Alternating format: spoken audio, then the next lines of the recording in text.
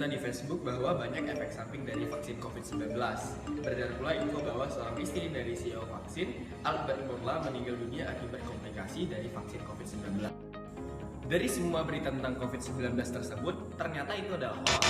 Ya benar, berita-berita tersebut telah terbukti hoax, dilansir dari laporan Hoax Kominfo. Kebayang nggak sih dari situasi pandemi sekarang ini, bagaimana paniknya orang-orang jika termakan oleh berita hoax tersebut? Hoax akan membahayakan jika tidak kita cegah. Namun sebelumnya, apa sih arti dari hoax itu? Hoax adalah informasi yang direkayasa untuk menutupi informasi yang sebenarnya, atau dengan kata lain, upaya memutarbalikkan fakta dengan menggunakan informasi yang meyakinkan, tetapi tidak dapat diverifikasi kebenarannya, atau secara singkat kita juga bisa sebut dengan berita palsu.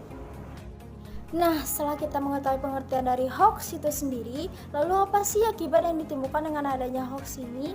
Yang pertama, masyarakat menjadi takut untuk divaksin. Dan yang kedua, adanya ajakan untuk menolak vaksin dari pemerintah. Sedangkan vaksin sendiri adalah upaya yang dilakukan untuk menekan angka penyebaran COVID-19. Selain itu, kepanikan dan ketidakpercayaan warga yang timbul juga dapat menghambat proses penanggulangan virus pandemi. Nah, meskipun hoax ini memiliki efek yang buruk, namun kita bisa loh menghindarinya. Ada beberapa tips atau cara agar kita bisa terhindar dari berita hoax, terutama tentang vaksin tersebut. Yang pertama adalah kita harus membaca secara keseluruhan informasi yang ada, jangan hanya membaca judul atau headline-nya saja. Itu juga membantu agar kita memahami latar belakang masalah yang ada, serta kita tahu topik apa yang diangkat dalam berita tersebut.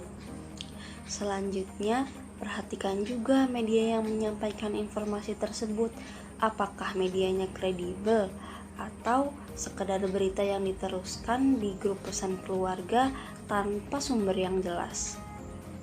Yang ketiga, kita harus bisa berpikir secara rasional, yakni berpikir dengan menganalisis relevansi informasi yang diterima tersebut, baik berupa fakta, opini, maupun data. Yang keempat yaitu waspada dengan informasi yang berbentuk forward message atau pesan yang diteruskan. Jadi biasanya oknum akan menyebarkannya ke banyak orang dan isinya meminta untuk segera menyebarkannya kembali ke orang lain, bahkan dengan ancaman sekalipun. Nah, baiknya kita memfilter terlebih dahulu berita yang akan kita sampaikan ke orang lain, apakah berita tersebut sesuai, atau bahkan berita tersebut masih perlu kita validasi lebih lanjut lagi. Yang kelima, laporkan ke Kementerian Komunikasi dan Informatika jika menemukan berita hoax supaya segera ditindak tegas. Dapat dilakukan dengan cara screen capture disertai URL link, lalu kirim filenya ke aduankonten@mail.kominfo.go.id. Tidak usah khawatir karena kerahasiaan pelapor akan dijamin. Yang terakhir, kita juga bisa cek berita hoax di beberapa laman seperti turnbackhoax.id, cekfakta.com, dan juga laman resmi Kementerian Komunikasi dan Informatika.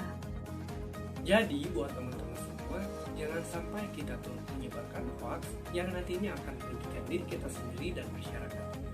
Kita harus bisa memutuskan rantai hoax dengan edukasi dasar dalam mencegah hoax. Maka dari itu, yuk jadi orang yang bijak hadapi